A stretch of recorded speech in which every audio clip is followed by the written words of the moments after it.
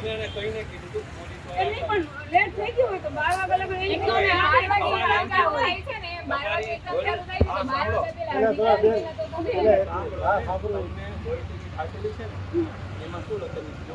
સાહેબ હજુ એક વસ્તુ વાંચી સંભળાવું તમને બધાની સામે કે પરીક્ષા શરૂ થયા બાદ કોઈ પણ સંજોગોમાં પ્રવેશ આપવામાં આવશે નહીં. આનો તમે અર્થઘટન શું કરો?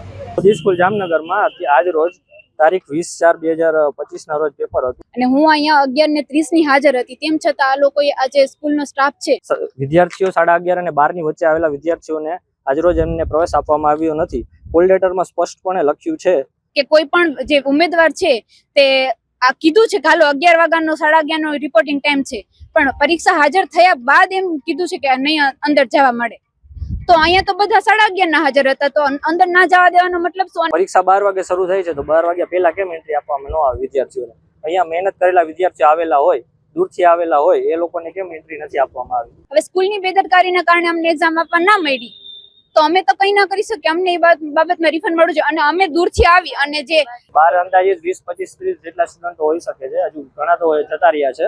એ એક્ઝામ માટે ઉઘરાવેલા હતા ને ડિપોઝિટ પર જ આપવાની થાય છે 400 રૂપિયાની. તો એ લોકો હવે 400 રૂપિયા પણ આ લોકોના વિદ્યાર્થીઓને ગયા છે. અમે અહીંયા આવી દૂરથી આવ્યા છીએ, જે ખર્ચો કરીને આવ્યા છીએ એ પણ અમારો વેસ્ટ ગયો. અમે જે કોઈ પણ વિદ્યાર્થીઓ મહેનત કરી, જે લોકો આટલા ટાઈમથી વાંચતા હોય, મહેનત કરતા હોય, એ બધાનું શું? એની મહેનત તો પાણીમાં ને ખાલી એક અડધી કલાકના કારણે. અને સાથે સાથે પરીક્ષા પણ આપવા નથી મળી. દૂરથી આવેલા છે વિદ્યાર્થીઓ.